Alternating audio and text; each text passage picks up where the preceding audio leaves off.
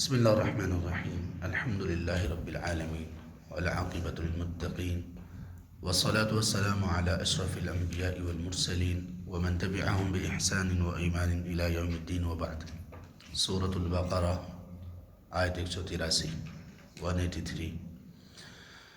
أعوذ بالله من الشيطان الرجيم. يا أيها الذين آمنوا كتب عليكم الصيام. اے ایمان والو، تم پر روزہ رکھنا فرض کر دیا گیا، کما کتب علی الذین من قبلکم، جیسے کہ فرض کیا گیا ان لوگوں پر جو تم سے پہلے تھے، لعلکم تتقون، تاکہ تم تقوی اختیار کرو۔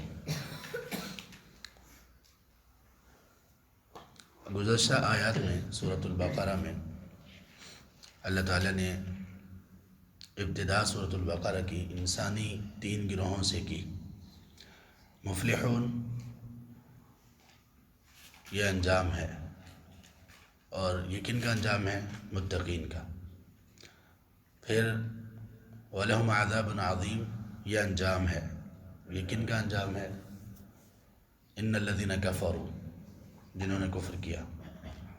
تیسرا گروہ وہ تھا جو وَلَهُمْ عَذَابٌ أَلِيمٌ بِمَا كَانُوا يَكْذِبُونَ، یہ بما كانوا يكذبون سبب ہے، وَلَهُمْ عَذَابٌ أَلِيمٌ یہ انجام ہے۔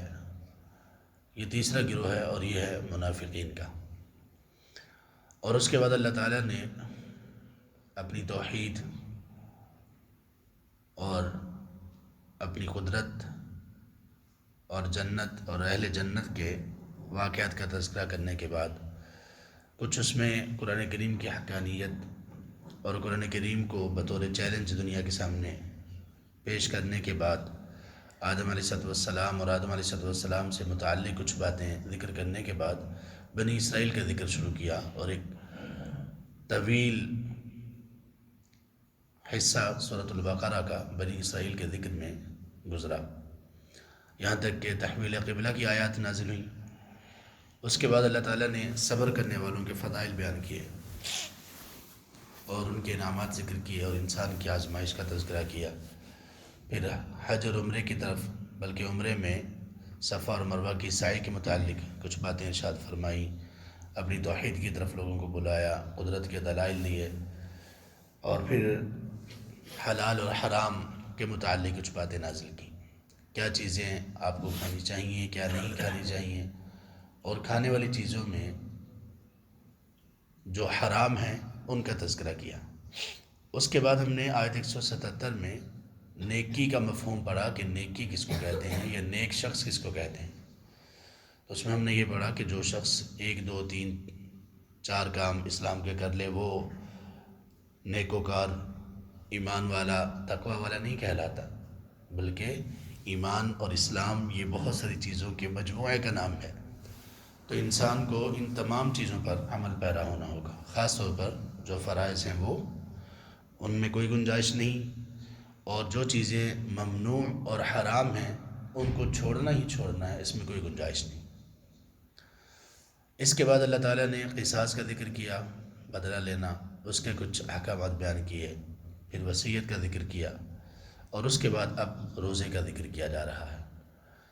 یہ تمام باتیں اس لیے آپ کے سامنے رکھی گئی ہیں کہ جو سورۃ البقرہ ہے یہ بہت عظیم سورت ہے، بہت عظیم سورت۔ صحابہ رضی اللہ عنہ یہ کہا کرتے تھے کہ ہم میں جس شخص کو سورۃ البقرہ آ جاتی تھی، یاد ہو جاتی تھی، یاد ہونے سے مراد الفاظ کا یاد ہونا نہیں، حفظ نہیں مراد، حافظ تو وہ تھے ہی، اس سے مراد یہ ہے کہ جو اس کے احکام و مسائل سیکھ لیتا تھا ہم میں سے، تو وہ ہم میں بڑا کہلاتا تھا، نمایاں ہو جاتا تھا، ایک اسکالر ٹائپ جو ایک احساس ہے وہ اس کے متعلق پیدا ہو جاتا تھا۔ اور آپ صلی اللہ علیہ وسلم نے خصوصی طور پر سورۃ البقرہ کے کئی فضائل بیان کیے جو ہم نے اس سورہ کے شروع میں بیان کیے، شیطان کو بھگانے والی، اور اللہ کی طرف سے اس کو ایک نور کہا گیا جو انسان کی سفارش بھی کرے گی، انسان کے لیے جھگڑا بھی کرے گی اللہ تعالیٰ کے ہاں اس کو عذاب سے بچانے کے لیے۔ تو یہ سورۃ البقرہ کوئی معمولی چیز نہیں ہے، ہر طرح کے احکامات آپ کو سورۃ البقرہ میں مل جائیں گے۔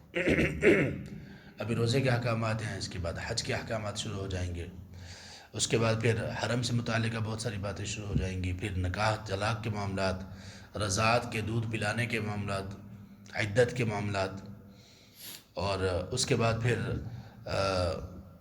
اللہ کی راہ میں خرچ کرنے کے ساتھ ہی جب پیسوں کا معاملہ آیا تو پھر سود کے متعلق کئی چیزیں، سود کے متعلق معاملہ آیا، یہ لین دین ہے تو لین دین کے بارے میں سب سے طویل آیت قرآن کریم کی وہ اس میں نازل کی گئی، اور اس کے بعد پھر اس کا جو اختتام ہے وہ بھی بہت شاندار کیا گیا۔ تو بہت ہی عظیم اور بہت ہی عمدہ اور علوم سے بھرپور سورہ ہے یہ۔ اللہ تعالیٰ نے یہاں سے روزے کے متعلق کچھ احکامات بیان کیے۔ پہلا حکم روزے کے بارے میں یہ ہے کہ یہ فرض ہے، اس کو اللہ تعالیٰ نے فرض قرار دے دیا۔ اب فرض ہے تو پہلی بات اس سے یہ معلوم ہوئی کہ اس کو چھوڑا نہیں جا سکتا سوائے عذر کے، اور عذر اللہ تعالیٰ اس کے بعد والی آیت میں بیان کر رہے ہیں۔ کوئی شخص اگر بہانے سے روزہ چھوڑنے کی کوشش کرتا ہے تو ایک تو وہ فرض کو چھوڑ رہا ہے، دوسرا وہ اپنے نفس کی شامت اس کا شکار ہو جاتا ہے۔ ابھی ہمارے ہاں جو ماڈرن لوگ ہیں جو اپنے آپ کو ماڈرنزم کی طرف لے کر جا رہے ہیں، یا بہت سارے ایسے لوگ جو کہ سو کالڈ ایجوکیٹڈ اپنے آپ کو کہتے ہیں، وہ روزہ رکھنے سے بہت دور جاتے جا رہے ہیں،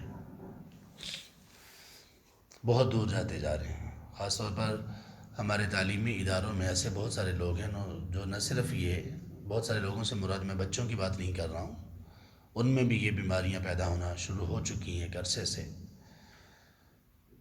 ان کی بات میں کر رہا ہوں جو ان کو سکھانے والے لوگ ہیں۔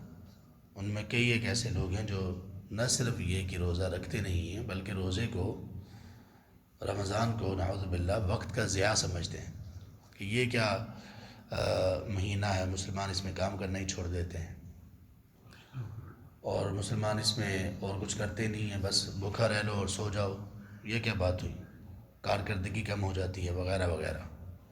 تو وہ اس روزے کو نہ صرف یہ کہ بوجھ سمجھتے ہیں بلکہ اس کے خلاف اس طرح کی ہرزہ سرائی بھی کرتے ہیں اور اس طرح کی چیزیں بھی اگلتے ہیں۔ اصل میں جاہل ہیں یہ لوگ، علم نہیں ان بیچاروں کو۔ انہوں نے روزے کو پرکھا اور جانچا لوگوں کو دیکھ کر، انہوں نے روزے کے مقاصد کو جو اللہ تعالیٰ نے بیان کیے اور روزے کے جو فوائد ہیں ان کو کوشش ہی نہیں کی جانا چاہیے، ورنہ کہ عام عقل مند سا آدمی بھی اس بات کو پہچان لے گا کہ انسان کے صرف اور صرف کچھ وقت کے لیے بھوکا رہنے میں کتنے فوائد اس کو ملتے ہیں، جسمانی طور پر، صرف جسمانی طور پر بات کر رہا ہوں، روحانی طور پر روح کے لیے یہ کتنی بڑی اللہ تعالیٰ کی رحمت اور عظیمت ہے، یہ تو بعد کی بات ہے، صرف جسم کو اس سے جو فائدے ہوتے ہیں وہ کتنے زیادہ ہیں۔ انسان کا جسم ہمیشہ بھوک میں، یا بھوک آپ چھوڑ دیجئے، آپ یہ کہہ لیجئے کہ خالی پیٹ ہونے میں، یا پیٹ جب انسان کا ہلکا ہوتا ہے تو انسان زیادہ ایکٹیو ہوتا ہے، کھانے کے ساتھ ہمیشہ انسان بوجھل ہوتا ہے، تھوڑا ہو یا زیادہ ہو۔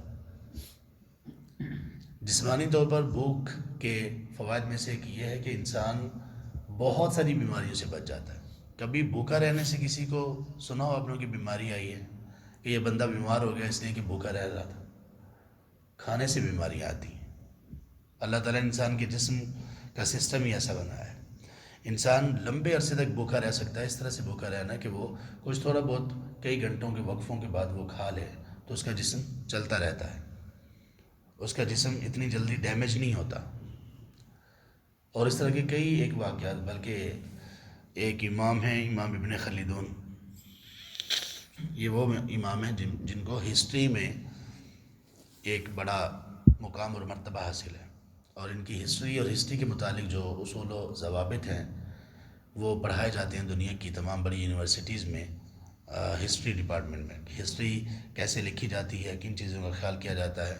تو انہوں نے بڑے یونیک انداز میں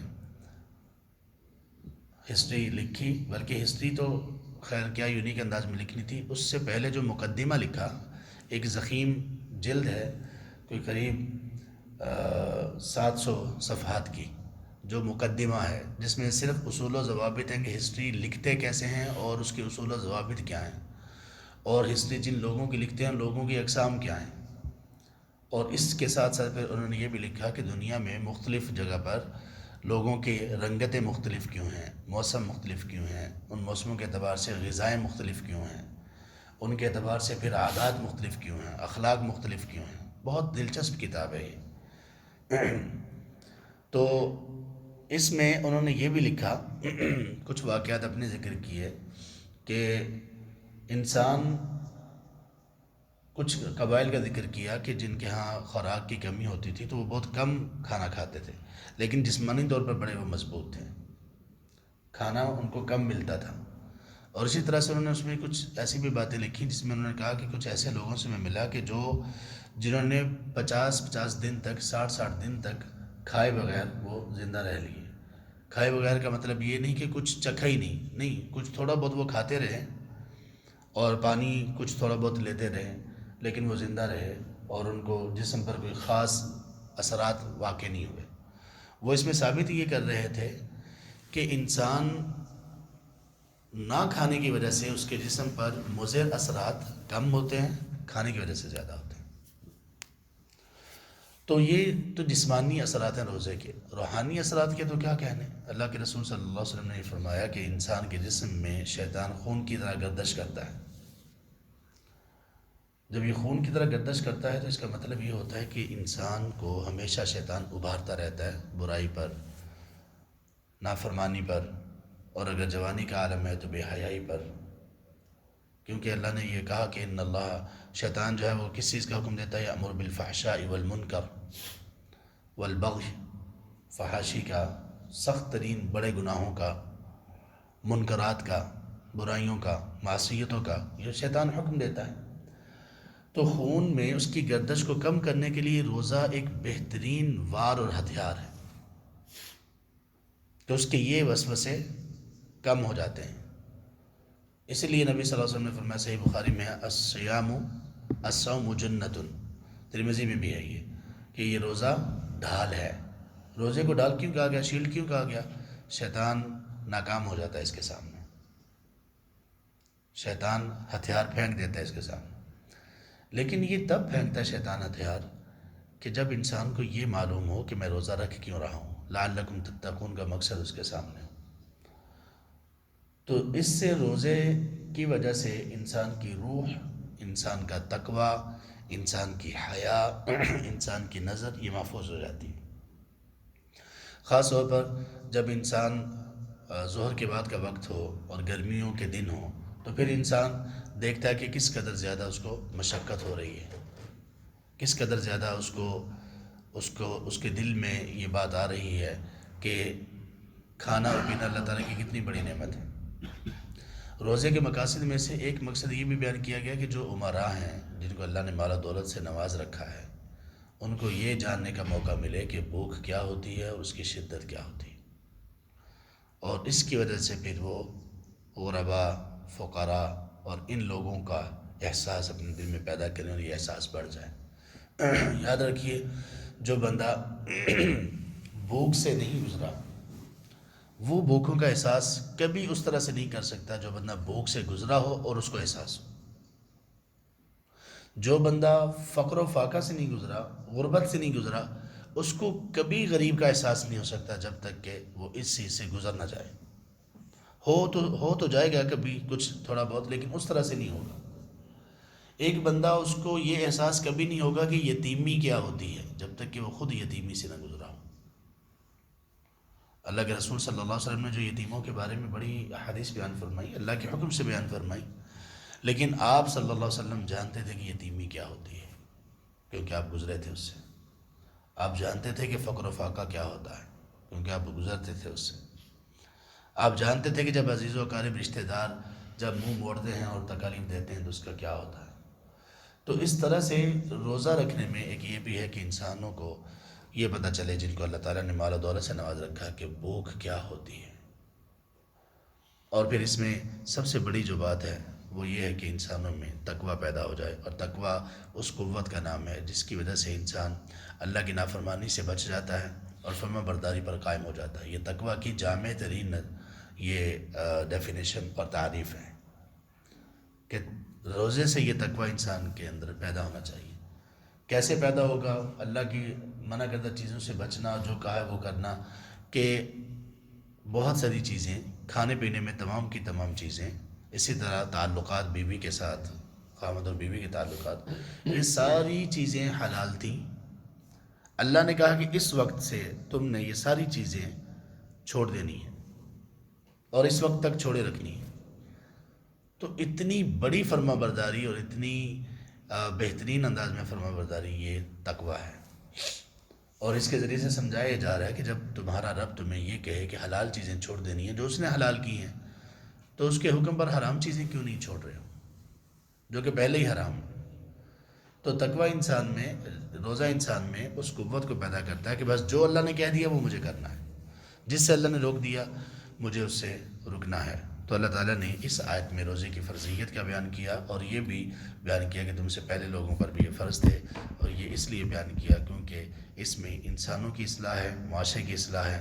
جب انسانیت کی اس میں اصلاح، فوائد اور خیر ہے، تو اللہ تعالیٰ نے ہمیشہ سے اس روزے کی فرضیت اور اس کی مشروعیت انسانوں میں رکھی ہے، اور وہ اس امت تک بھی پہنچی، اور قیامت تک کے لیے اس کو مشروع اور فرض قرار دے دیا گیا، کیونکہ اللہ تبارک و تعالیٰ کے تمام احکامات، وہ کسی کام کو کرنے کا حکم ہو یا کسی کام سے رکنے کا حکم ہو، ان تمام چیزوں میں انسانیت کی ہر اعتبار سے خیر ہی خیر ہے، دنیا کے اعتبار سے بھی اور آخرت کے اعتبار سے۔ اللہ تبارک و تعالیٰ ہمیں تقویٰ نصیب فرمائے، آمین یا رب العالمین۔ سبحانک اللہم و بحمدک، اشہد ان لا الہ الا انت، استغفرک و اتوب الیک۔